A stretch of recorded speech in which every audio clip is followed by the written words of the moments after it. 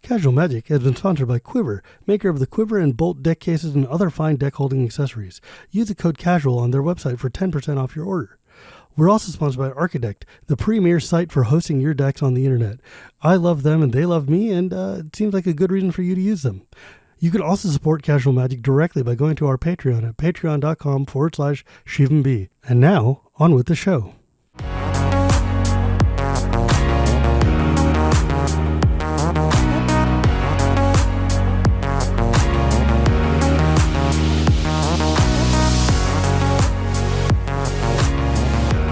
Hello and welcome to Casual Magic, the show where we talk about the fun side of Magic the Gathering. My name is Shivam, Bhatt, and Casual Magic is brought to you by Quiver Time and Architect. You can also support me at my Patreon at patreon.com/ShivanB.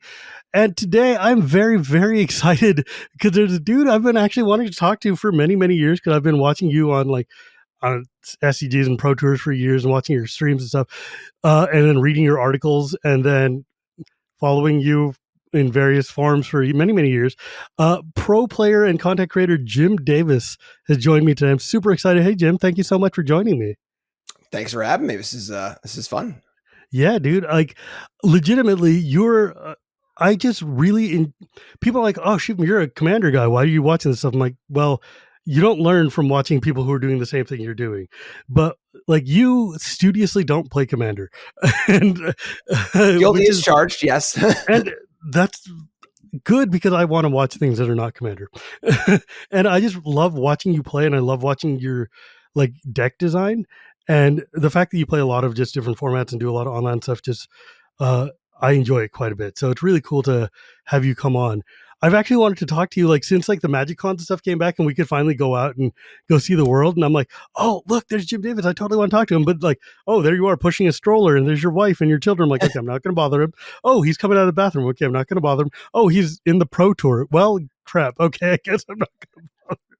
Yeah, it's been a weird few years for me where I kind of quit playing competitive Magic 7 years ago. I tried to do competitive Magic and content at the same time. That was a bad idea. I feel like if your name's not LSV, that's really not a thing we can do. Yeah, it's a real challenge because I was just showing up to events unprepared and then also not streaming and stuff. So I decided that, listen, I love playing competitive Magic, but, I have a family now. I got to support myself. Got to be serious about this. So let's do content. And then I've been doing content for 7 years now. But last year, I just won a qualifier on stream by accident. And then I just copied that Pro Tour and then just queue for the next one and queue for the next one and I just keep requalifying. Well, once you get on the train, it's not as hard to stay on it, right? Yeah, once you're on. And then also I've just been really fortunate because when I was playing Pro Tours back in the day, in the late 2000s, I played a lot of Pro Tours where it was just me.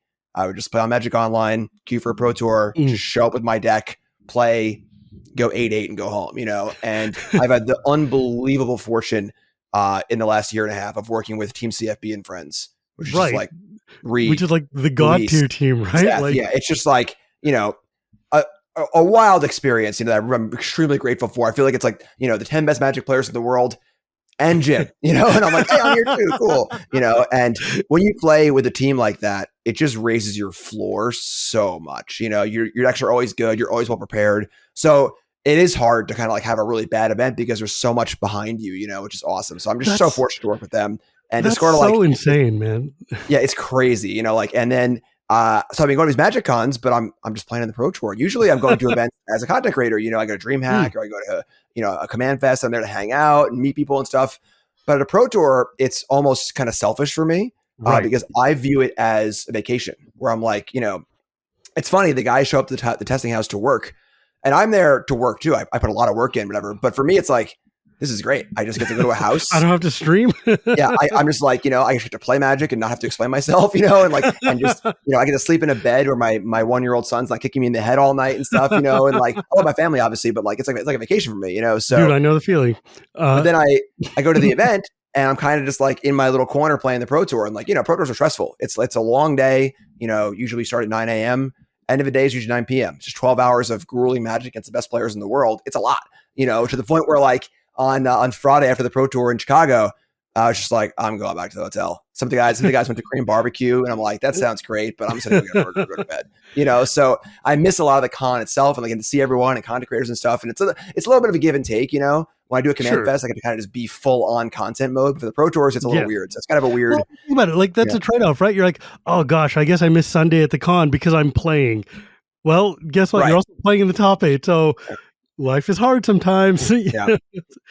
But actually, I was wondering if we could delve into that a little bit further because, like, well, hang on. Before I get there, because I don't want to forget, so tell me where you came from. How did you get into Magic? When did you start playing? Dinosaurs are roaming the earth, I'm pretty sure. Yeah, it's funny how I started playing. Actually, it's a really funny story. So I was in high school, and my buddy Matt's my best friend. We're really, really good friends because we're like a total yin and yang. Where I'm the kind of person that dives into one thing. I really get into it. I'm kind of cautious. I'm a little more, and Matt's the total opposite. He's feet first into everything, onto a new thing every 2 weeks. I'm surfing this week. I'm doing skateboarding this week. I'm doing this. I love hardcore. I love that, back and forth. And Matt's new thing for a week was Magic. And he bought a 7th edition starter kit. I was in, I don't know, 9th grade or 10th grade. And he's like, Man, play this game. You said the dawn of era, and you're like 7th edition starter kit. I started with like friggin' the dark, buddy. Come on. Okay, fair. That's fair. But for most folks, it's still like anything in the 2000s is like the 2000s. I wasn't even born yet. But so he forces this. I know it's crazy. So he forces me to play with him. And at first I'm like, no. As I'm sitting on my computer playing Diablo, listening to Korn, I'm like, that's totally lame, man. I'm playing that game, So he forced me to play with him. He took the red-green deck because it had the foil Thorn Elemental and gave me the blue-white deck. And by like the 3rd game, I was like casting counterspell on his spells, attacking with flyers. He's like, this is cheap, man. I'm like, you made me play with you. You gave me the deck, So I brought the cards to school, and my buddy Gavin was like, oh, I used to play Magic in middle school. I'll bring my cards in. So he brings some cards in for me. He brings me 4 Sarah Angel, 4 Wrath of God, 4 Counterspell, and a Tundra. Yeah, we're in. That's a deck right there, baby. Right. So I slide those into my blue-white starter deck in my pocket in a rubber band, in my Tundra and everything. And from that point on, I was just hooked, and I was just playing a lot. Matt moved on, 2 months later to a new game or whatever. And it's funny because many, many years later, in 2006, I queued for my first pro tour in Honolulu. And I give him a call. I'm like, hey, Matt, dude, I've been trying to qualify for years. I finally made it. I'm going to a Magic Pro Tour in Honolulu.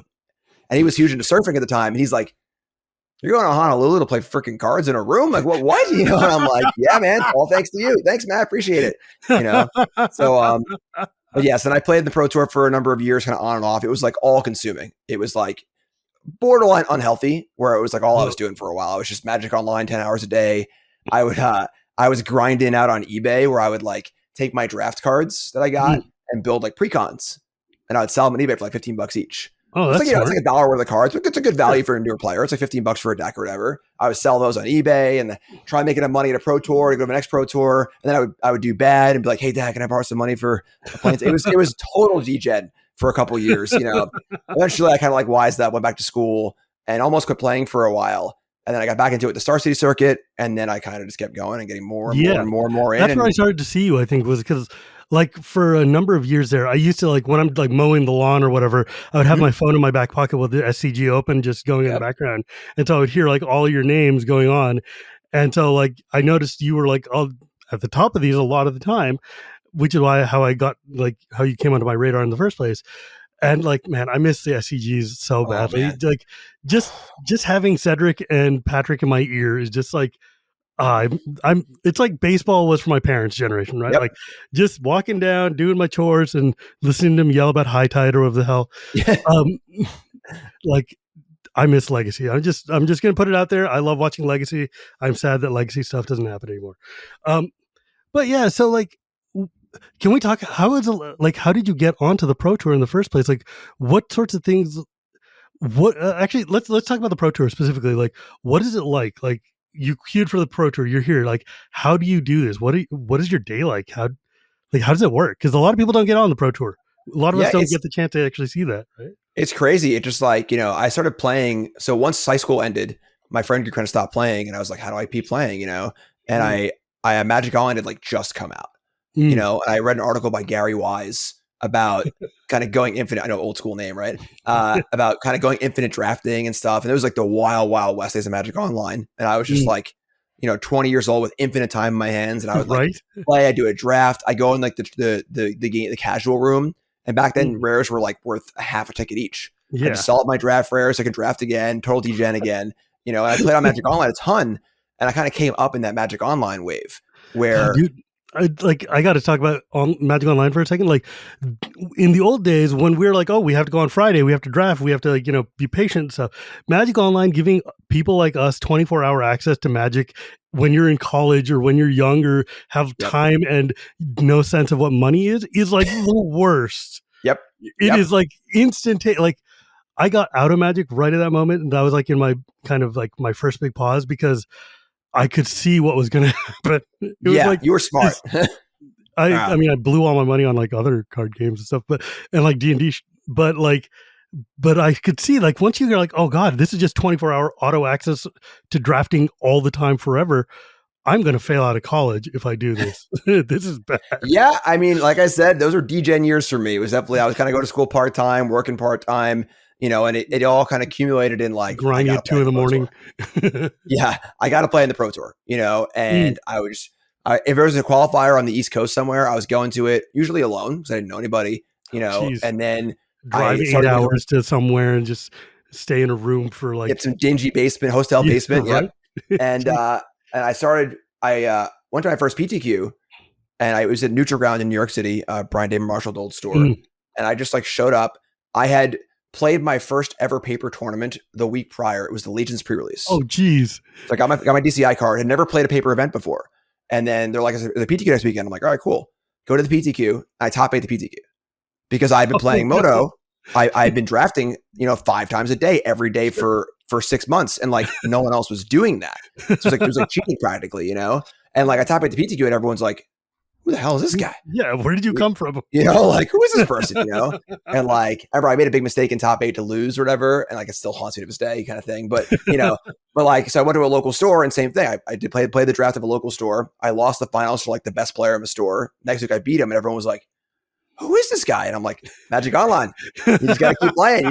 It's all about volume. It's not about quality. It's about volume. You just keep drafting over and over and over again, And then it was like, got to keep it the Pro Tour, playing these PTQs, making a friend group there, which is really, really cool. And once you actually make it, I tried for years, like 3 or 4 years, finally won the PTQ in a dingy basement in like Lancaster, Pennsylvania. It's a Holiday Inn basement. And it's for Honolulu, which is an amazing place for a first Pro Tour. Oh, and yeah. they had just started the flights. So wherever you win the Pro Tour, they book you a flight there because I couldn't afford to go. Right. I played a PTQ finals like a year prior for a Pro Tour in London, and the guy was like, "Do you want the slot? If you want it, I'll take the $500 and you can take it." And I'm like, "I can't afford it. We'll just play. I guess I lost, So I get to fly to Hawaii, and that's a funny story too, actually. So I fly to Hawaii by myself, book a room, don't know anybody, anybody, and I'm in the airport waiting for my taxi to go to my hotel, and who walks up to me but a very, very young Todd Anderson. Didn't know who he was, no idea. He's just like, "Hey man, I'm here for my first Pro Tour. Are you a Magic player?" So obviously I look like a Magic player. And I'm like, "Yeah." He's like, "I don't have a room. You have a hotel booked?" And I'm like, "Yeah." He's like, "You want to stay with me?" He's like, "Sure." So Todd stays with me. Right? I don't know how Todd ended up in Hawaii with no hotel room. That's his problem, I guess. But that's a very Magic player thing to do, by the way. I know. Just totally show up and be like, someone will figure it out.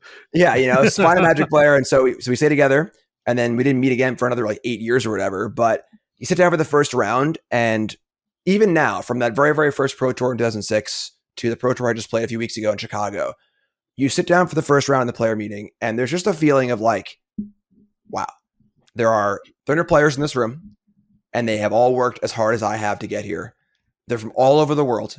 They all have the same dream, and this is like, the coolest thing ever. Yeah, basically, I just like everyone here has worked so hard, put so much work in. It's just a really cool feeling. You play against your first foreign opponent, playing against a Japanese player who can't speak much English, but you can play it because you can communicate because of Magic. Magic's a language. You can point to a card, you can lightning bolt a thing, and you'd be like, right, and like it's just awesome because there's a big culture shock and a big difference, but you're just talking the same language, playing the same game, and cool? Seeing how different players play in certain areas. Like, I'm big on like mannerisms. I really enjoy like just how you like present yourself at the table. Japanese players have like the mid cut shuffle they do. There's the players who do certain things, do certain things certain ways. When a new set comes out, I'm always like, in paper trying to figure out how am I going to like play this card? Like when Port Town came out, the reveal lands. How do I Mm. want to reveal my land? Do I want to put it on the table? I came down to put the card in my hand as a front card and show my whole hand like that, but like only one Mm. card. Adventure card, where's it go? I don't know. I like the Or like manners of where you put miracles. things. Yeah, exactly. How do you draw a card for a miracle? And like just like those little things you don't really think about, but like they're a major part of your process in playing Magic, and people just do it differently in different areas, and it's just an exchange of ideas. People have different ideas about things. All the French pros come drafting a certain way, and you're like, I didn't think about that, and it's just so freaking awesome. It's just a It's cool like experience. It's a that's one sharing of of the things. minds. It's Yeah, awesome. yeah. Like that's one of the things about like Magic Cons that I really appreciate is that it gives a lot of us that same kind of international vibe Mhm. that you used to only be able to get on a pro tour. Like suddenly I can sit down against a player from Mexico and a player from like, Yep. China, and we can sit there and be playing game of Magic. And also just you see just the way people hold cards or the way people Yep.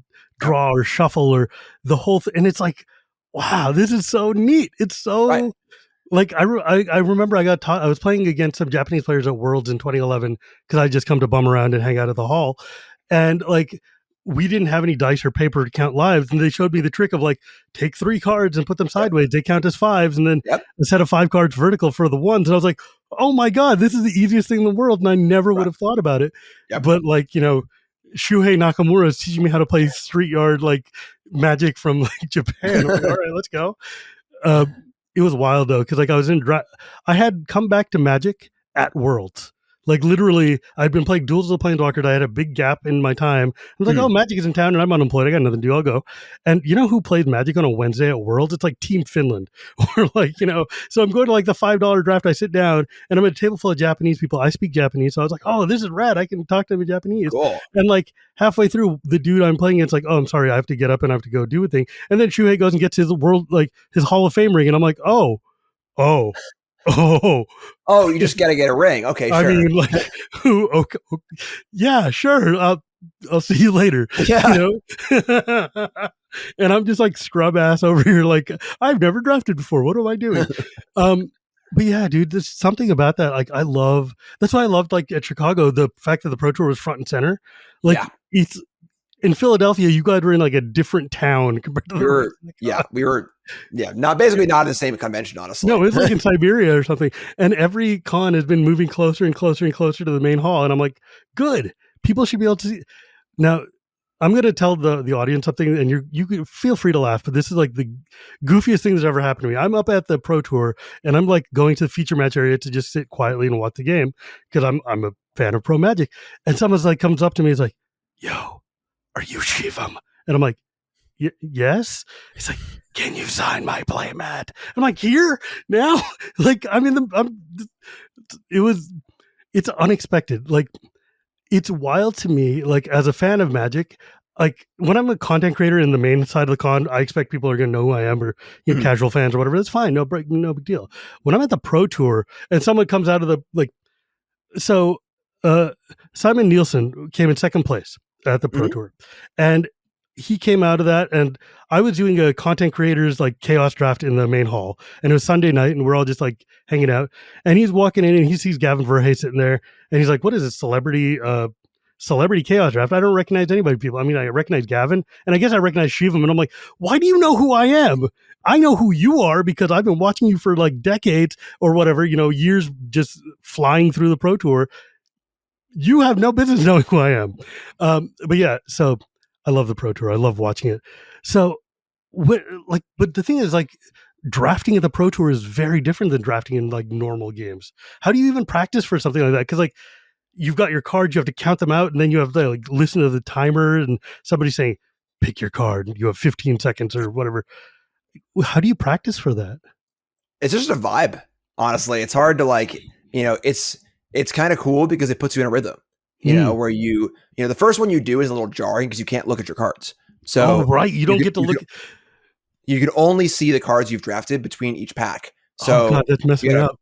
you gotta remember them. I know it's tough. It's like, do I have enough 2 drops? Do I have a red card? Do I have any fixing? It's tough. But it's like a rhythm. It's just like a flow. And again, that's kind of one of the spots where you can kind of like feel the energy in the room because you're at a local store, you do a draft, everyone's kind of talking. I can't believe this card. This is still in the pack. It's fun. Yeah. It's a fun, casual, relaxed environment.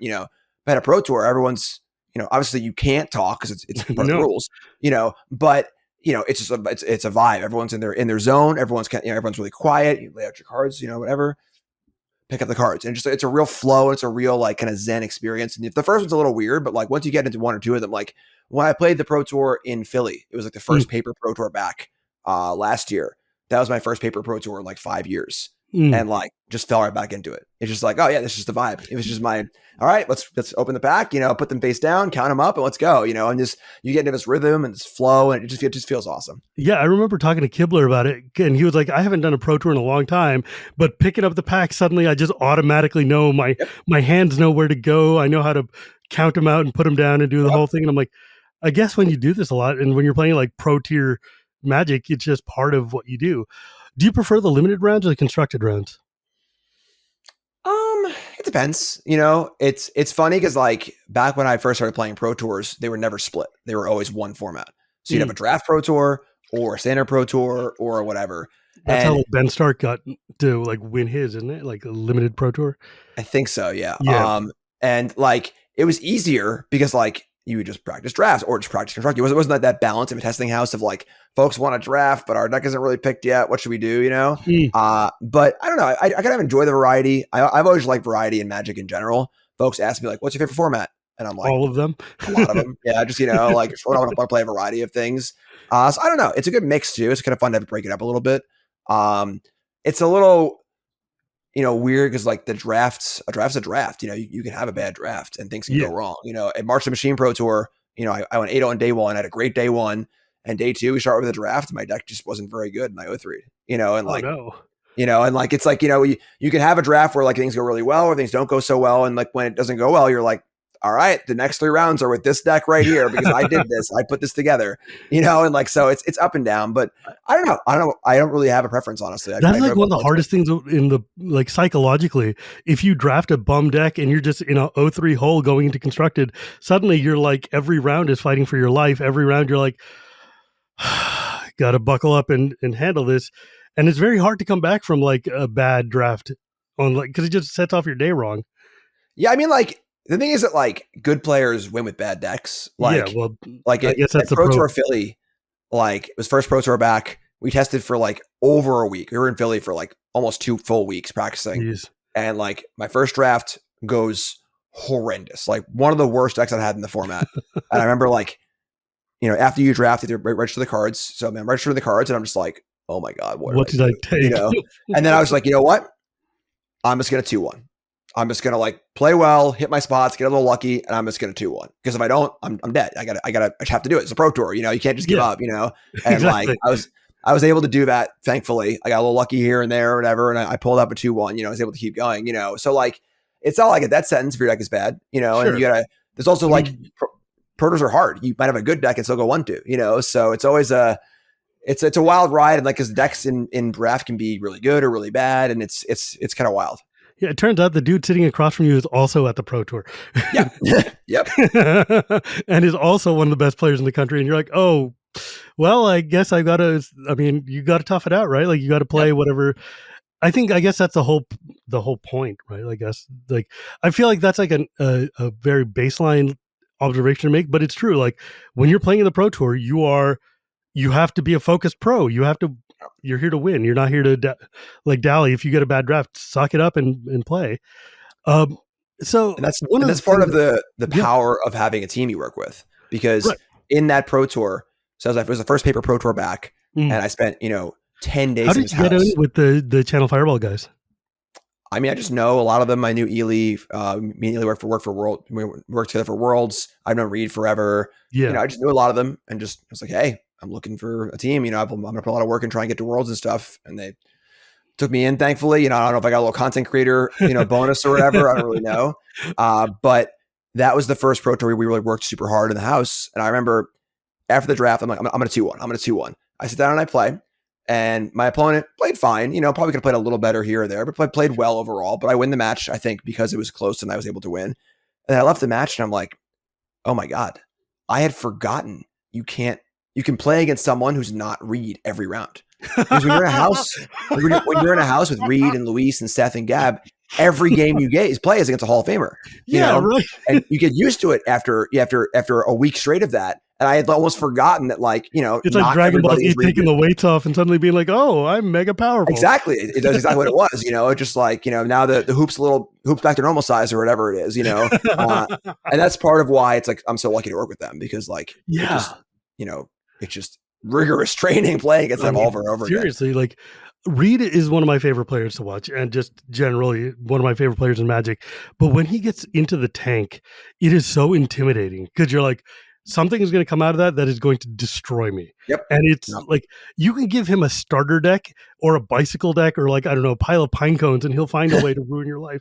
And I'm like, this, like, just dealing with the psychological intimidation is, I think, one of the hardest parts of like being a competitive player, of the fact that you're sitting down at the pro tour. Like, if you're at your first pro tour and the person sitting across from you is like Gab Nassif or LSV, or like, God forbid, one of the Japanese Hall of Famers, and you're like, I don't stand a chance, this guy's going to eat me alive.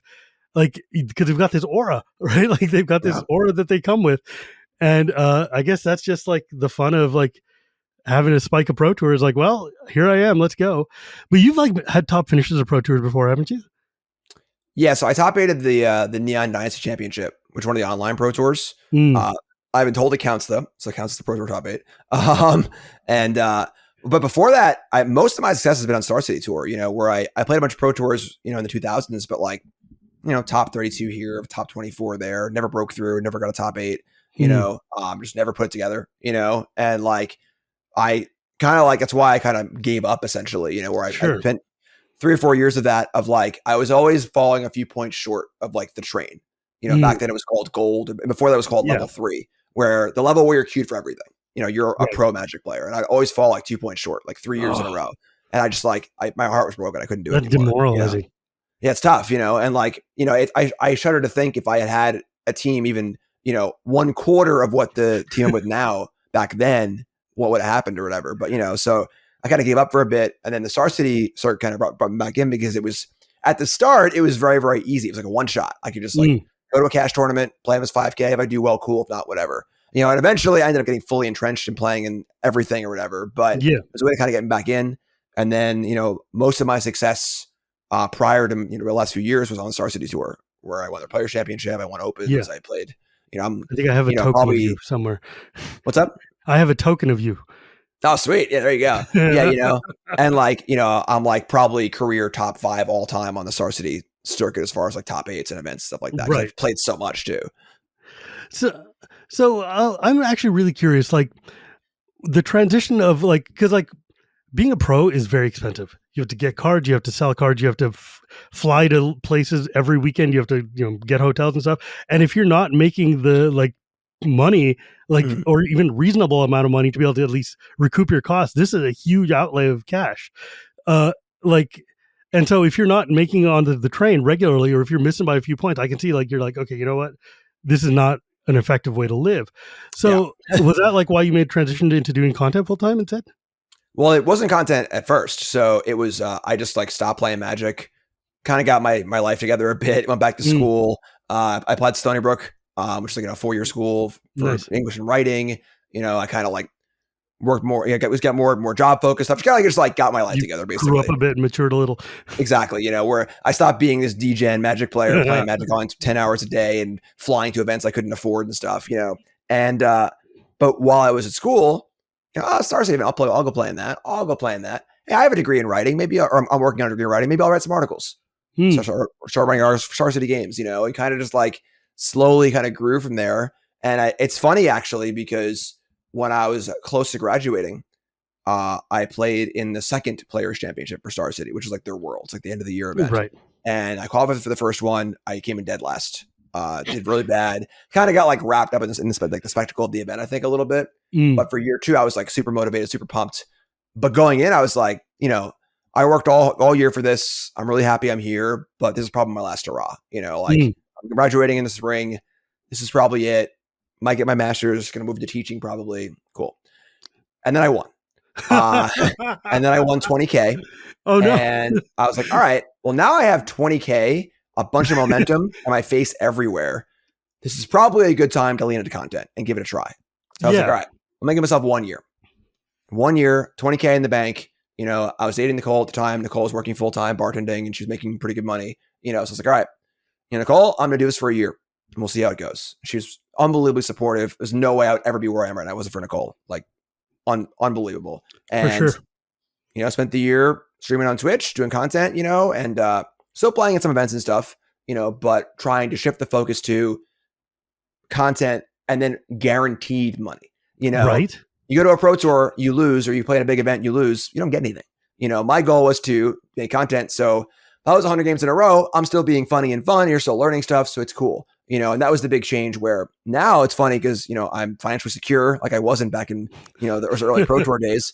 I go to a pro tour. I'm like, yeah, you buy the hotel room. Sure. Oh, I need cards. Sure. Just buy them, whatever, and the mindset changes everything too, because like back then I was going to these pro tours and I think I was like a better player back then, honestly, but I was going in all in every time, where I'm just like, all right, I got $10 in the bank, if I don't cash this event, I'm getting McDonald's tonight, and it was very stressful, always trying to make the train, falling off. And now it's like, I'm just playing loose, I'm just like, just happy to be here, just happy to be. Yeah, because it's not your main thrust anymore. This is your meal doesn't depend on your progress.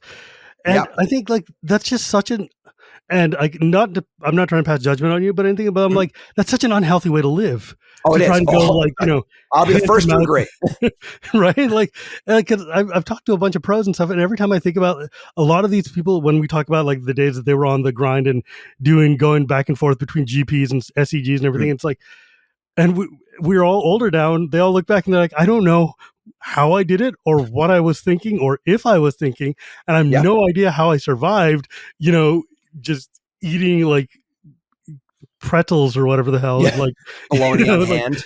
Right? Like mustard on my ramen, and like it's just like, dude, this is bad. We need to like, we as players have, I mean, I had to stop playing for a long time because I had an addiction issue of like, I was just buying packs and just cracking them for nothing, for just because I needed that dopamine hit. And I'm like, okay, this, like, eventually I'm like, this is a problem. I need to stop. But there's not enough people like who have the self-awareness in Magic to be able to be like, yo, you know what? Maybe I shouldn't be grinding every night until like 3 a.m. Like maybe I should try to focus on health and hygiene and living. I think it's getting a little better, but I feel like now that things are opening up again, we might start seeing bad patterns coming back, and I'm afraid it's like you can do it. Like my Star City Gate days were pretty responsible, honestly. I was like going to school full time, like and again, I didn't mean to like. I'm not trying to single you out or anything. I'm just you are totally correct. Those early years, I mean, they were really fun. But oh my God, was I a degenerate? Like I was just, hey Dad, can I borrow $400? I gotta go to this event and I'll give you half. Just every I was the eBay hustle of like selling the, I gotta get some. I'd be at a steel deck PTQ. And I'd be like, hey everyone, because they used to come in those little boxes. Yeah. If you don't want your box, send it down.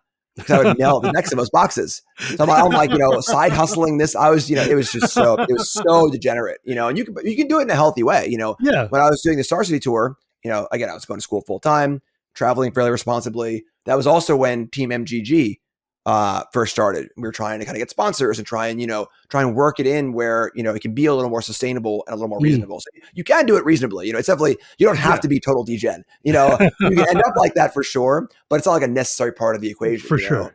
So I think, and then now I have less time, but I'm more financially secure. I can just kind of go to things and do what I have to do, And like, also when I go, there's no weight on my shoulders. I know that if I go 0-8 at the Pro Tour, what's going to happen?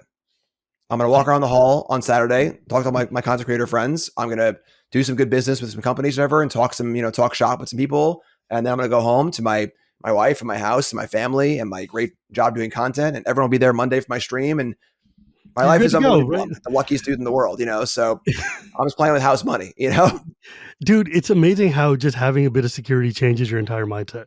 Yeah. Like when I started doing this stuff and when I've got a little bit of cash, I'm doing okay. I can go to these events and be much more relaxed about like, oh, where am I going to stay? I'll just get a hotel. It doesn't matter. Yeah. Or like, whatever it is.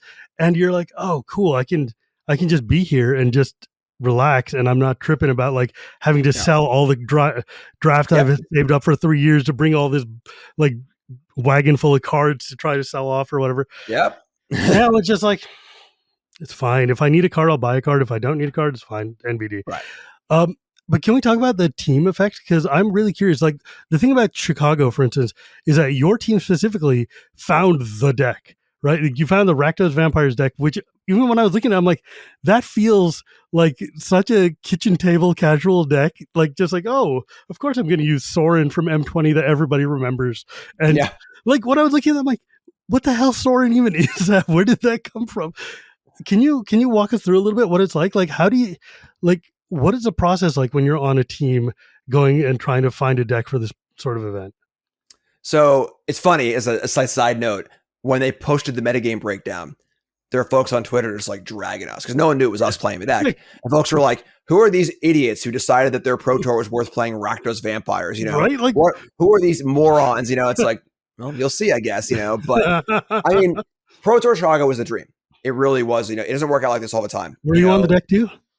Yeah, everyone of our 15 players, 12 of us played it with one slight deviation, which I'll get to. You know, and in past Pro Tours, we've had Pro Tours like that where everyone plays the same deck. We've had some where there's no consensus. We have small little groups, you know, 4 players playing this, 4 players playing that, because you don't always find the deck, you know. But this was the one where, you know, we found the deck, no one knew about it, and when you get to go in with that deck and no one knows about it, it's the best thing ever. So the deck started with Paul Reitzel, where we were just in the Discord, you know, we're all in Discord before the event, working on things, discussing ideas, and we were just talking about Cavern Souls, you know, because it's a lot of it's just like, okay, what are the big decks? Okay, what's good against the big decks? And then, okay, what new cards are there since the last Pioneer event that might change things? Okay, Blue Eye Control, pretty big, got no more lies, got even better, kind of like one of the bigger decks going in. Cavern Souls is a new thing. Okay, cool. What can we do with Cavern Souls? Some sort of like typo deck, you know, maybe humans, maybe vampires, this, that. And we were just kind of going through a list, and Paul built this vampires deck. And I actually did a cool stuff video, which I recorded before I left for the Pro Tour with a really early prototype version, so you can see the version we had. And it was like, we had 2 Vein Rippers. Only 2 to start. We had 2 Vein Rippers, 2 Champion Dusk, and 1 Galta. Well, because you didn't trust that Vein Ripper is going to work, right? Like, we didn't know yet. You're just stuck with a giant card in your hand. Right, you know, and like, when we had Ichor Drinker in the deck, you know what that card is? No. It's a 1/1 lifelink for 1, and then if it's in the graveyard, you can pay a black and like exile it and incubate 2. Oh, you know, that's like it just like plays cool. It's Mudlord Chopper. You know, that's the thing. The deck looks awful, you know, because it was the first draft. But Paul built this deck, and we played some games with it, and it was like, oh, not some of the stuff is not good, but oh boy, Vein Ripper and Sorin. You know, once you see a Vein Ripper in play, and like it's in play for a turn, and you process it, you're like, oh, that's a lot. So here's the thing. Before the Pro Tour, so I play a lot of Explorer on Arena, and Explorer is pseudo Pioneer, so you see a lot of that. And I was playing the mono green Leyline deck because I just enjoy that deck a lot. And I ran into somebody, and I'm just sitting there, I'm doing my thing, you know, generating a crap ton of mana or whatever, and they like sit there and they're like, here's a Sorin coming out. I'm like, I don't even remember this card existing, but okay, cool. And then they stack their random the vampire that lets you draw a card, and then they like pitch it and they put out Vein Drinker. I'm like, I don't even remember this stupid, like, I haven't even seen this card. What's going on? I have to sacrifice a creature? What? Yeah. And then it just like ruined my life. And I was like, oh my God. What is going on? There's a good chance it was with one of us, honestly. You know, yeah, it could have been like when you guys were doing your testing. Like when I saw that at the Pro Tour later, I was like, I know that deck. I lost to that deck like last week. What the hell? Yeah. And the big thing was that like, a lot of times you find a cool deck with a cool interaction, but it just isn't there. You know, it's just not enough. And I think the mono black version was a little too weak. It just had too many cards in it that were individually not great. You know, we were working on that. We were working on a Grixis Transmogrify deck. We were working on a few different things.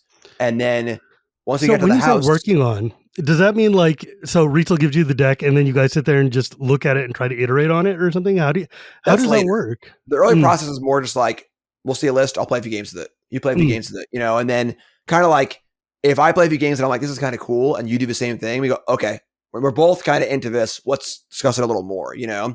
And then all the Discord stuff happens beforehand, you know, kind of people are in and out. Sure. But then once we all get to the testing house, which we were there on Saturday before the Pro Tour, now we're in the same building and we can actually like build the decks and really talk them through.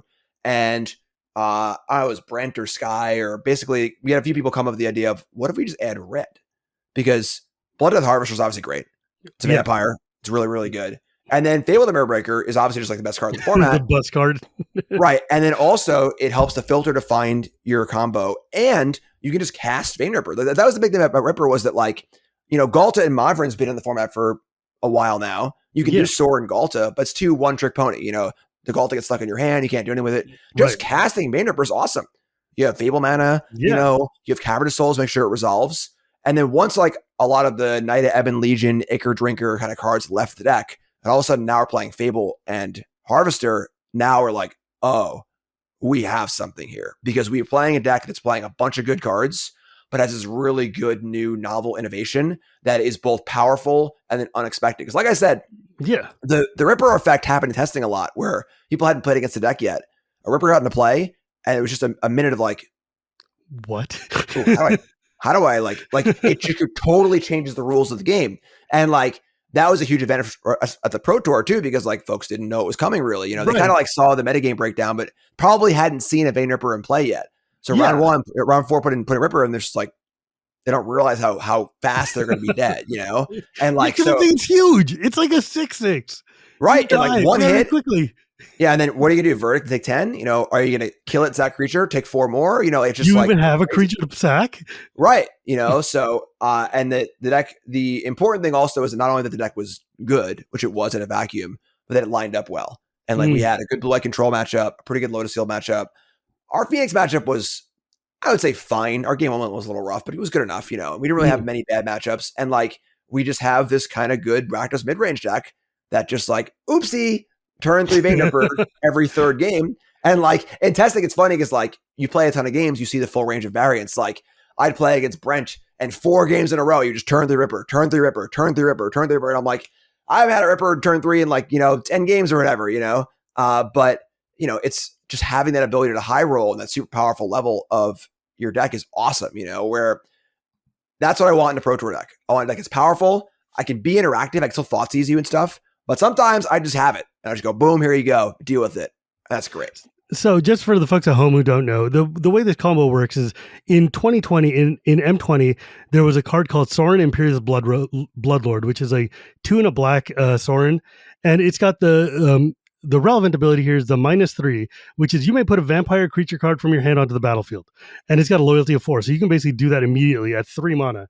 And Vein Ripper is like, it costs like 6 or something. It's 3 black for a vampire assassin with flying 6/5, and it's got ward, sack a creature, and whenever a creature dies, target opponent loses 2 life and you gain 2 life. Which is to say, to target it at all, you have to pitch a creature, and then you still get hit by 2 life. And so you're already like deep in the hole just handling this, and this thing is dropping on turn 3. And it's insane. It's completely nutty, that card. And I think for me, the thing that like really stuck to me was like, how did you guys even remember that Sorin Imperious Bloodlord exists? Like, why would that even be in somebody's head? Like even if you're thinking about Cavern of Souls, like vampires, like, okay, fine, vampires, but I would never have made that leap to go and look for a random planeswalker from a core set that nobody played. Yeah, you know? Paul's in there on Gatherer, I guess, just typing in vampire and coming up with it, you know, and like that's it starts with everything. Every big idea starts with a small idea, you know. Like, what was it like when you saw that deck? Were you just like, what are you even thinking? At first I was like, there's some bad cards in here, but this is a really cool idea. You know, I was immediately interested because, like, again, it's a novel thing. And the important part also is that, like, whenever you build a kind of combo-esque deck, you know, the big question is, what's your fail rate? You know, and if things go wrong, how wrong do they go? Because they can go really wrong. You play Sneak and Show and Legacy, and your hand is 4 Emrakul's and nothing. You're just like, what am I doing? You know? Yeah. And the fact that Sorin is a perfectly good card by itself, besides like the cheaty aspect, where you can just like sack things, deal damage, put counters on things. It has 2+ abilities, you know? It's a good card. And then again, hard casting Ripper is the big part. If Vein Ripper cost 7, the deck might not have worked. You know? The fact that it was 6 mana is pretty castable in a medium to long game. Sure. Made both cards just like good. You know, there's plenty of games where you would just not Sword and Ripper and just cast it, and it was still really good. Yeah, and the fact that mono black is much easier to deal with, and you got the treasures coming off the Fable, you can, like, there's ways to accelerate it, and that card is also just utterly insane. Yeah. It is cracked.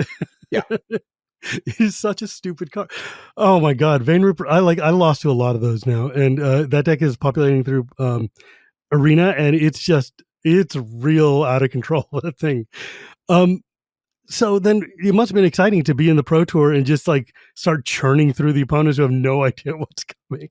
Yeah, I mean, again, it really is the dream. I feel like the dream for any competitive Magic player is to play in a Pro Tour with a deck no one really knows about and crush. And like, Yeah. Spoiler alert, we crushed. We had Seth Yeah. won the tournament, Sam was in top 8, Luis lost a match playing for top 8 where he ran pretty bad against a Lotus Field player. Our whole team made day 2. We had the highest win rate of any deck in the tournament. Like it would be very, very hard to do any better, Honestly, in most quantifiable metrics in the event. So just a dream event, honestly. Can I ask you a related question to that? So if you're on a team and you're working with these guys and you're in the tournament suddenly and you end up paired against one of your teammates, how do you do that? How do you like prep for that? Like a week ago, you guys would have been hanging out and chilling and like, fighting against each other in the hotel. But when you're at the Pro Tour playing for stakes and you know each other's deck, how do you handle that like mentally, or like what's the process that goes through your head? I mean, it's weird because like we don't practice the mirror because like it's a stupid vampires deck, Right. we were very much not expecting to play against vampires in the Pro Tour. And this happened at Worlds for me, where in Worlds in 2023, I work with Ely, Mike Sigrist, and Jakob Toth, and we all played this Mono Blue Spirits deck in Explorer, which was like the perfect metagame deck, and we crushed that portion of a tournament, but we didn't play the mirror at all. And on day 2, I played against Ely and Jakob, and those are my only 2 losses on day 2 for both of them. And I lost Jakob playing for top 4 of Worlds. It was my first time ever playing the Mono Blue Spirits mirror because we hadn't tested the mirror, So it was extremely stressful in that regard because I'm just like trying to figure out on the fly, and like we don't have a plan for the sideboard for each other because we didn't do that, obviously. So yeah, it's a little weird, and that's just part of the nature of having a decent sized team. There are 250 players in the Pro Tour. We're a 15-person team. There's going to be team kills. It is what it is, I was fortunate this event. I didn't play against any teammates, but I have in past Pro Tours, obviously. And it stinks a little, just kind of like the nature of the beast, though. Right. So like it's all business when you sit down. It's even though you guys are, it's like, well, one of us is going to get up and win. So it's going to be me. For the next 60 minutes, you're not my friend. Like we're playing where, it's like, I mean, I love the adage of, what happens on the ice stays on the ice. I'm a big hockey guy, and like there were times where like I'm practicing my team and like we're beating the crap out of each other in practice, and like it's getting chippy. But as soon as we're back in the locker room, cool, everything's cool. It is what it is, so, we're all competitors. We all really, really want to win. And, at the end of the day, we're all friends and stuff. But when it comes down to being in the actual match, like. Right. Like if you guys are playing for the Pro Tour, I will be your best friend again in an hour. But for now, I'm going to try to cut you. Next 59 minutes. GG's, buddy.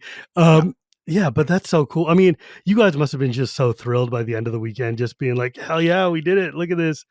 Like Seth is such a good player too. It's just so much fun to watch him. Like, so can you talk like what's a like limited practice? Like, do you guys do like we're going to lay out every card and kind of point them thing, or is that not what you do anymore? The hard thing, because of, like I was saying, a split format is trying to work the right balance, where a lot of teams just like draft a lot. Drafting's fun, obviously, and then they don't really work on constructed. We've had events like that where we drafted too much and we're just like, I guess we're playing this deck, we were pretty good this time, where we usually had a morning draft and an evening draft, do a draft. We record all of our data, as far as like what decks are doing well. We record all our data beforehand as well. We were big on spreadsheets and stuff like that. And then we do our famous limited meeting, which is usually done the Wednesday before the Pro Tour. So usually deck submission is Wednesday at noon. You guys just must have boxes of product in the hotels, huh? We should get a case, yeah. Usually we get a case. And then, so deck submission's at noon. And then about 1:00, we have to do some lunch. And then usually Luis runs it. We do a limited meeting. It's usually about 4 or 5 hours. It's grueling, where we have every card in the set in paper and just lay them out. Here's white. Kind of make a benchmark of like, this is the best common. This is the benchmark spot. This is a pretty good common. This is a filler common, and just lay out all the cards in different spots. And then you just argue. It's just a debate club, where it's just like, what would you take? Inspector, novice inspector, or this black rare? And like, we'll do that because we'll argue, and I'll be like, hey, novice inspector, raise your hand. Black rare, raise your hand, and then we'll discuss it. And there's a lot of back and forth, and it's really, really good because it's a think tank. Luis is running it, and he's kind of like the magistrate of the Literally whole one of thing. the best limited players of all time. Right, and he also drafts a lot too. So he's a good baseline. But then I'll chime in. I'll be like, I played that rare. It was pretty bad. Like assemble the players. It's a 2-mana enchantment where you can play things off the top of your deck if you're small. Yes. That card looks awesome. It's not that good, honestly. You really has to fit in your deck for it to be good. Yeah, it's a very build around flavor to it. Like, right, it's got a lot of limitations that people don't think about when they read it. Right, or you can only play certain size creatures, only do one a turn, and you're like, also like if my deck's aggressive, like, do I want this 2-mana enchantment? It's more of a grindy card too. So it can be playable at certain times, but overall we found it to be pretty bad. And that's the thing we'll point out. Where like someone will say, I played that card, I had a bad experience. Oh, I played that card, I also had a bad experience. Okay, cool. Because for the rares and the mythics, like maybe I haven't played that card before. We can all share knowledge in that regard. It's grueling. It's like a 5-hour ordeal. Yeah, and like you get down to like trying to fight. What is the 24th pick that you take out of this pack? And it's like, but it's Magic players, right? Like yelling about like this is what we do. And we did that for the decks too. So like we had maybe 2 or 3 meetings on vampires over the course of the week, and it was just like, all right, vampire powwow, let's go. Someone lays out the deck, let's talk about it. Argue about the lands, argue about the sideboard slots, argue about how games play out in certain matchups, and it's just a debate club. I advocate for this. Like, what were the other decks that you were thinking about? I mean, like obviously we all didn't play it. Gab played Blue Black Control because he's just Gab. Well, that's what he's gonna do, right? Like, right. Pascal played Phoenix. He's just more comfortable with that. And then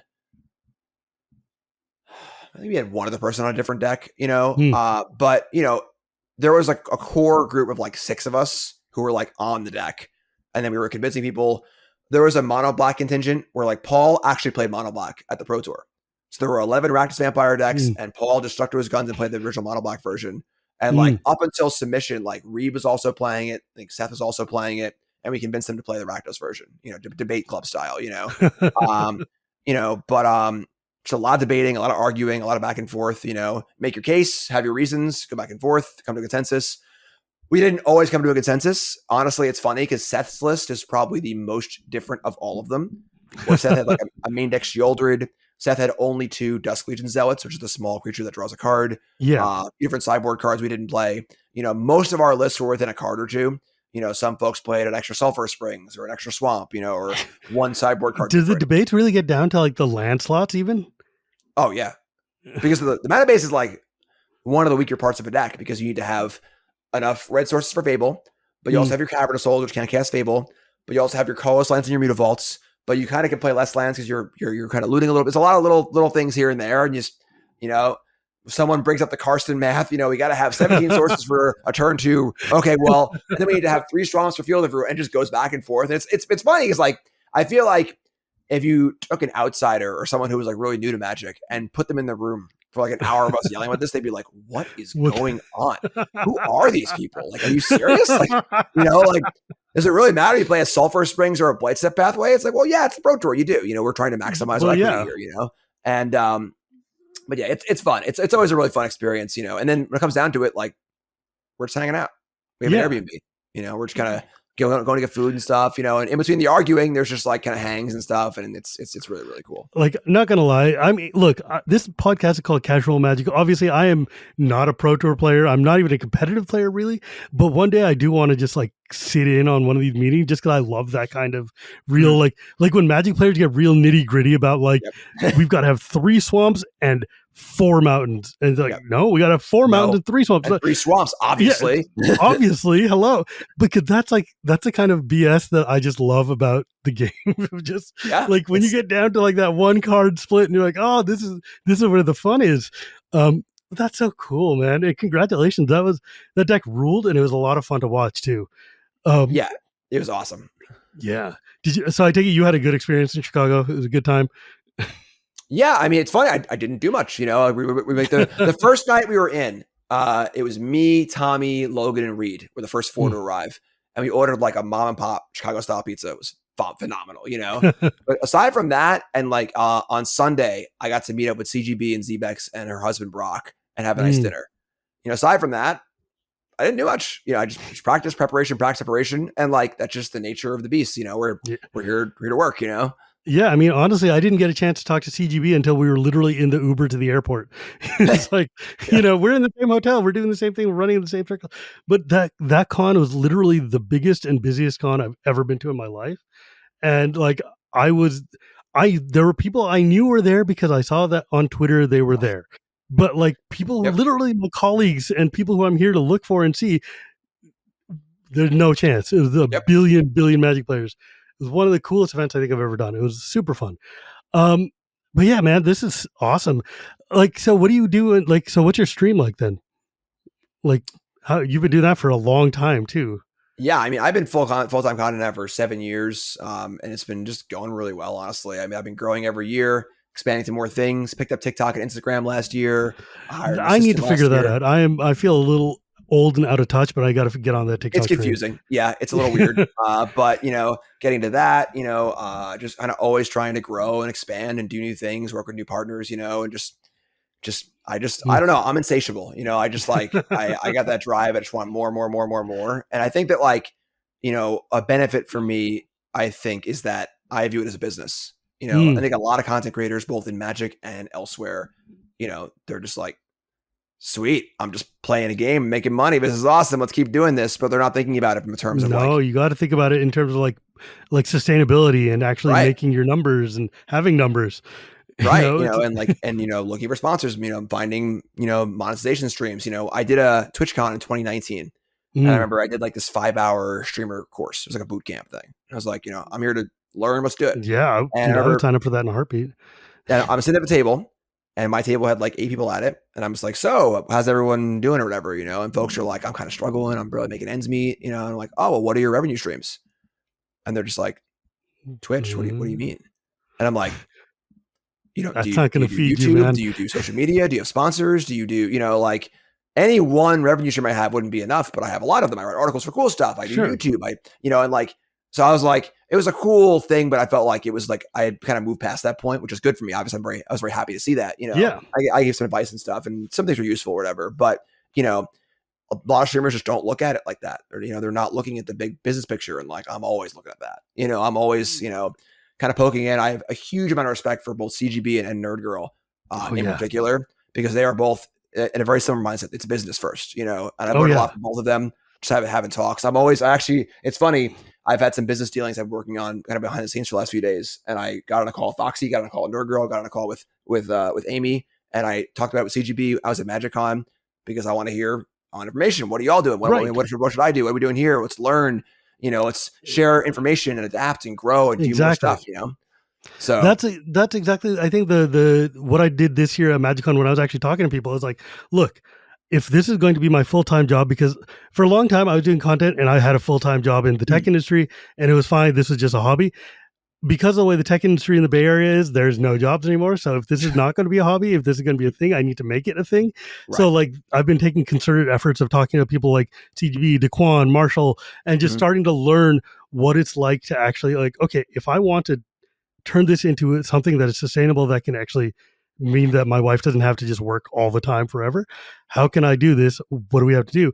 And it's hard because this year it feels like a lot of the traditional Magic streams of revenue have like cut or like Yeah. disappeared. A lot of the sponsors are disappearing, and like that's fair and fine. They've got to deal with their budgets too, but that also means that if you're going to take this seriously, we need to the change has to happen. We have to start figuring out ways to monetize and like become financial. So I would love to pick your brain about this another time, Sure. like Definitely. because I'm very very curious because you are successful. You're insanely successful, which is one of the most like I was really excited about the Pro Tours, which is why I spent most of my time. But honestly, I really wanted to talk to you about the fact that you have been a successful, sustainable streamer for a very long time, longer than a lot of people can do this. Because like it's easy to get burnt out. It's easy to like get broke. Yeah. Like this doesn't pay unless you're working at it. Like so, congratulations on your success and best wishes for more, man. Sweet. Yeah. I mean, I'd be obviously happy to talk with that. I don't know what our time frame is here or Well, whatever, I but mean, like, we've hit the hour, so now it's like now I'm playing with bonus time. Whatever you want to talk. If you're down, I'm down. But if not, I'm okay too. yeah, I'm bet. I'm here. I'm here to Yeah, chat. Because it's funny for me because like the Pro Tour is great and all, but like I said, like that's not that's my just fun livelihood time for you anymore. now. That's a vacation. Like for me, winning is not going 10-0 at the Pro Tour. Me winning is picking up a new sponsor, having a successful Yeah. stream, launching a new video series, things working well. For me, that's winning at this point, in my career, Yeah. So let's talk about the just briefly then a little bit. So what do? You've got Twitch. Do you do and like do you take your Twitch streams and put them onto YouTube afterwards? Yeah, so I double dip. I do YouTube. My YouTube is primarily Twitch streams, but I Mm. am like really, really careful about it, where I live edit everything as I'm doing it to kind of cut out all the dead time. I'm liberal use of the pause button on OBS basically, and I think I have it down to a pretty Oh, good I was science like, now. what do you mean by live edit? But Yep, like you, as in you're recording your stream while you're going, and then you're just yep. chunking it. Editing sucks. It's expensive. Yeah, it is very So expensive. like I live edit everything. Occasionally I mess up. It happens, but for the most part, I'm pretty adept now, and I hit record, cut it an intro, hit pause, get to the game, unpause, and just do it like that. What a clever idea. Yeah, I mean, I got my tech stuff. I mean, I got my Elgato Stream Decks hashtag sponsored, but I use them anyway. I got my effects and my buttons for things, and just always trying to optimize, And so I have my main YouTube channel, my Twitch stream. I have my second YouTube channel, which is my Bronze and Mythic channel, where I do my show where I draft my account from Bronze and Mythic, and that was Ah, kind of like its own beast, and I wanted to be a separate thing, so I could just have a channel with just one thing. This is it. You show up here, you're going to see episodes of me drafting for Bronze and Mythic Monday, Wednesday, Friday. That's it. That's the channel. That's been going great. I do TikTok and Instagram now are new for me. Doing the shorts. I hired an assistant this hmm. year who helps run the shorts and stuff like that as well. I do cool stuff content. I do 2 articles a week. So I do a full article on Fridays, and then on Monday I do a written article. I mean a video article with a small written component also. Hmm. Damn. And that's basically it, I guess. Yeah. And It's then a lot. like, have you gone outside of Magic to get other sponsors and things like, because I know like Daquan, for instance, gets like eyeglasses to Mhm. sponsor him, or like So, other I mean, this big is my companies that new are outside of like. got my new chair here. My new Oh, sponsors, nice, Anthros chairs. nice. They sponsor me. BCW Supply sponsors me, which they're kind of a Magic company. But Yeah, Elgato, of course, is a sponsor of mine. They're a partner. Cool stuff. nice. Man, you've And got this made. This is amazing. then I need Untapped. to. I need to get on this train. Yeah, I mean, I think it's just like the business mindset, of Yeah. like a lot of folks who Well, do you got to take it content. seriously. Once you hit a threshold and you're like, if this is what you want to do, then you need to act like this is the thing you're doing and not just fun time. Like you Right. can't And just it's be also, fun. you need to provide value for your sponsors Yeah. too. When we first did Team MGG, I don't know if if you remember that or not, on the Star City tour, we had like the yellow Yes. jerseys. Yeah. Like when we first did that, we're like, yeah, we'll get It sponsors. was We'll be like metagame NASCAR. gurus or something like that, Yep, wasn't that it? was it exactly. We'll wear jerseys and get sponsors like NASCAR. But like we didn't really realize that like that's not really providing that much to a sponsor, Yeah. like you need to provide a tangible return on investment, Right. and like I think I've worked really hard to make sure I do that for my sponsors. They're all very happy, and like making sure I'm, pitching their things properly, making sure it's done well. A lot of folks will just like, I gotta go to the bathroom, put a banner ad and go to the bathroom, or not do it in line, and just like it's all Yeah. about how you manage it and how you do it, and just again treating it seriously, treating it like it's a privilege, because it is a privilege. Right. I'm unbelievably fortunate to do what I do, and I think it's why I've been able to do it for so long, is that I just love doing it. I just love making How do you content. avoid burnout? I think that 2 things. One, I just love doing it. Honestly, Hmm. I love Magic. I love building decks. I love hanging out. My other big one is my variety, where I bounce around a lot. I'll do draft. I'll do standard. I'll do timeless. I'll do this. I'll do that. I'll do a cube draft. I try and keep it so it's fresh for me. I Mm. think that in some ways that hurts me, because YouTube and algorithms want you to do the same thing over and over again, Hmm. which is why I made the Bronze Mythic channel. It's just like one thing doing its own thing, But like CGB is a good example. He went from literally nothing to being the biggest Magic YouTuber by doing one thing and doing it really well. Standard, best of one, new deck every day.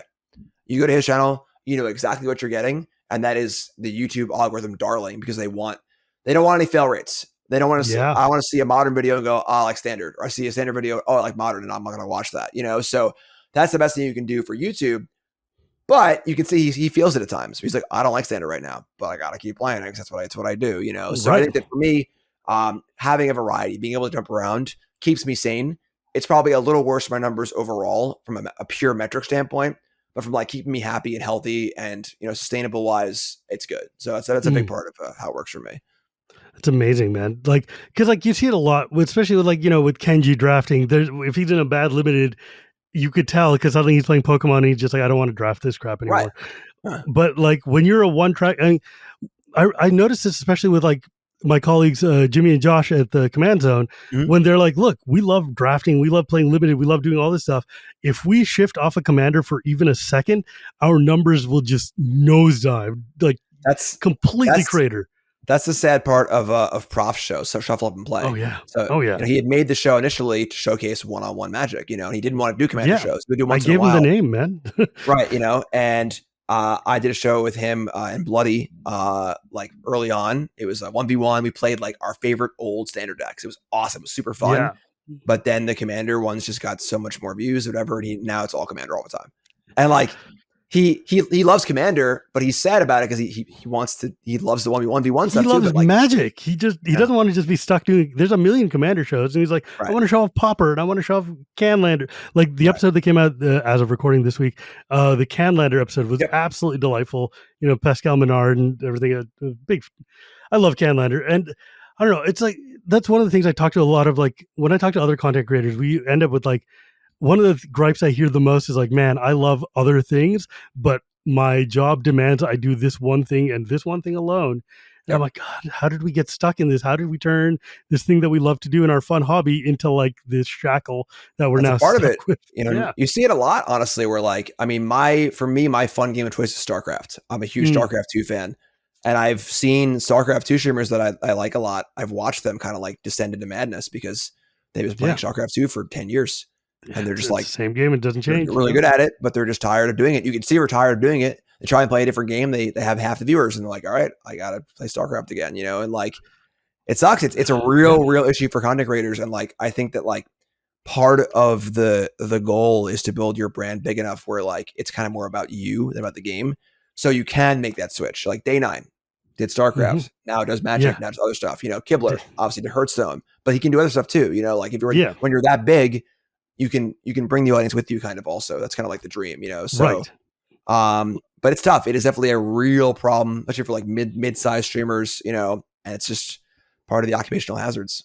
I mean, that's the game we play, right? Like that's just kind of how it goes these days. Sometimes you're like, that was one of the reasons why, like before this show, I did a commander show. I did an exclusive commander podcast that I did for like 4 or 5 years. And I left it because I was tired of just having to do just commander content 25 hours a day and like being stuck on the grind and making new decks and all the things. I'm like, I want to do a show where I can talk to anybody about anything Magic related. And that's why this show gives me that kind of like variety. Like I built it into the premise of like, I'm going to talk about anything. And the audience has come with me, which I'm very lucky because they could have easily not. Like they could have just as easily been like, yo, you know what? We want commander stuff and only commander. And sometimes I do that. Sometimes I have an episode where I've got like, I bring some friends on who hosted a board game podcast because I love talking about board games. And a lot of commander players, a lot of Magic players just play board games on the side. But that episode also tanked hard because everybody's like, yeah, well, I want you to talk to Saffron Olive. And I'm like, Saffron Olive wants to play guitar and play Civilization. He doesn't want to play Magic all day, every day. But that's the thing too, where it's, people ask me like, oh, where do you play F&M? I don't play F&M. Are you kidding me? I play F&M on Twitch. Right. It's like, and I genuinely love Magic, but like I play Magic 50 hours a week on stream and in content. Like when it's downtime, I'm playing Breath of the Wild with my wife on the couch. I'm, playing StarCraft, watching a Pokemon with my son. That is what my downtime exactly. is. It's like, I play very little Magic in my downtime. And that's like, again, occupational hazard where like, I just sort of recognize that just kind of is what it is, same thing as like when I go to a con, like, the ability to kind of just like be free at a con is no longer available to me. And like, that's just reality. I can't, it's funny. So at the Pro Tour, it's tough because I love talking to people and I love being at cons, talking to folks and signing things. But like, while I was at the Pro Tour, I have 14 minutes to get food. And the pizza stand is in the middle of the thing on the other side of the hall. Sure is. So I had to work like the Northwest Passage where I like went behind all the artist booths and like kind of went through quickly. And like, cause I think I love talking to folks, but like, I can't just be a face in the crowd anymore. That's part of the occupational hazard too, where like, and like, those are, in some ways downsides where like if I go to a local store, me and Nicole will occasionally go to a pre-release. It's Jim Davis is walking for a pre-release. It's like I can't just be a face in the crowd, but that is just sort of That's that's comes with that comes territory. with the territory, man. Like, congratulations, you made it. That's right, what and like is. the ups are definitely worth the downs in every way, but like I can't engage with Magic like I used to back in the Well, day. when I go to a Magic Con, for instance, I tell people I'm cosplaying a Magic player. Like I've got my quiver with my decks or whatever it is, but like literally I'm not playing any games. People are like, hey, yo, can you sit down and play a game with me? I'm like, if I sat down for 2 hours with you, first off, there would be a line just right next to my chair that's like 20 people deep. I would not pay any attention to you guys. I wouldn't be able to pay attention to the game. I made the biggest mistake ever in Vegas, where I sat down and me, Tappy Toe Claws, Light, who used to be the marketing manager there, and Ashlyn Rose sat down. We decided to play a game of Commander in the middle of the hall. It was like the last day, and literally the turn would pass and people would start talking to us, and it would just be like watching this kind of sprinkler go around the table. I'm like, this is ridiculous. We can't like, this is no longer a thing I get to do, and that's fine. Like I'm here for it. That's what I'm doing this because I want to get somewhere. And if this is the sacrifice I'm making, well, you know what? I'll play Magic in the lobby con later tonight. It's fine. Right. Whatever. Exactly. It's just sort of like recognizing that, the things that come with it, there is definitely baggage or whatever, but again, it's awesome. It's like an amazing what am I problem to complaining have. about? This is what I wanted, man. People know who I am. But it changes your relationship with the game in a way. 100%. 100%. Also, you need to be okay with that and be able to kind of say, okay, I can't have just build it. I can go to an F&M and mess around for 4 rounds and not think about it. I can't have that anymore. But as a thank you, thank you for that. I get to have this job where I play Magic, and I'm my own boss. And I'm so lucky and fortunate. And like, I always hope my gratitude comes across because how strongly I feel it, because I literally thank my lucky stars every day that I do what I do. I could be a teacher right now. I taught for a year and I hated it. I could be just like a teacher making, $35,000 a year, hating my job, right now, but I get to do this instead. And I'm just so lucky, so we are very, very lucky that people care enough to, like, every time people are like, oh man, I'm so glad. I'm like, no, dude, you are the reason that anybody knows who I am. I am grateful to you.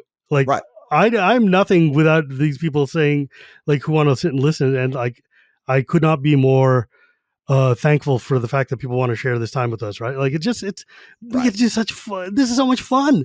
This is so much fun. We get to have the best time. Eventually like, sorry to bother you. And I'm like, no, please. Unless I'm like in the middle of something or like you're literally going somewhere, you're not bothering me. If I'm not peeing or eating, bother me, please. Right. Yeah. You're paying my bills. If you didn't want to talk to me, I wouldn't have a job, so like, exactly.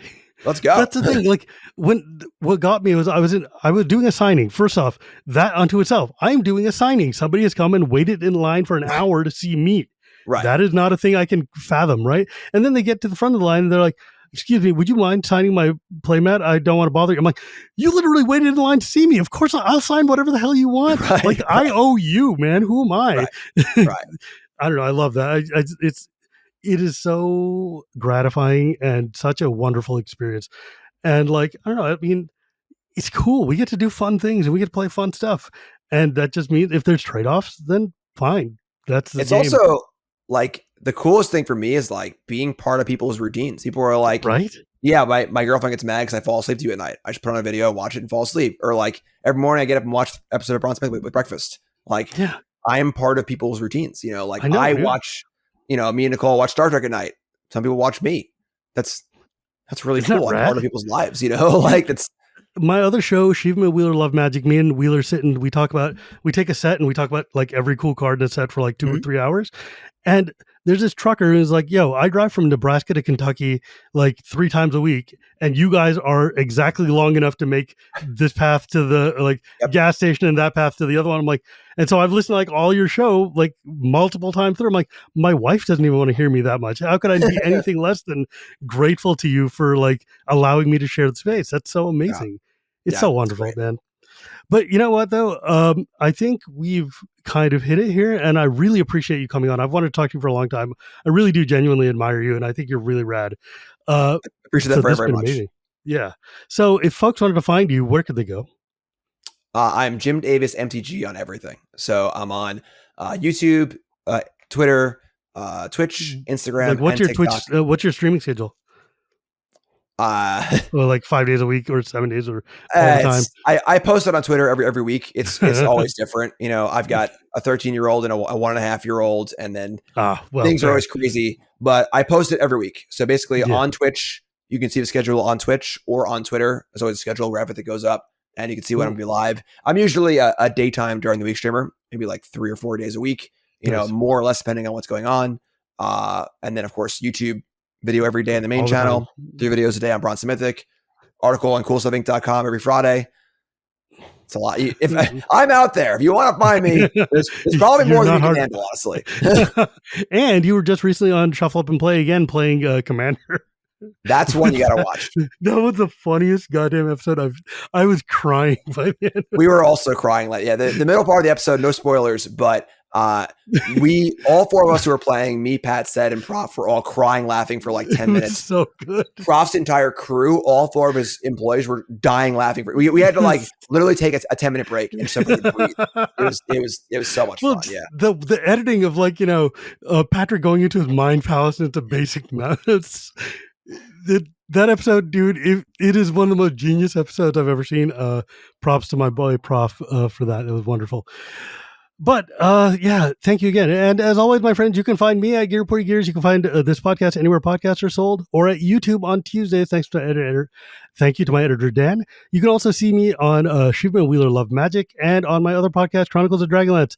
And remember, my friends, it's not magic without the gathering, and we'll see you next time.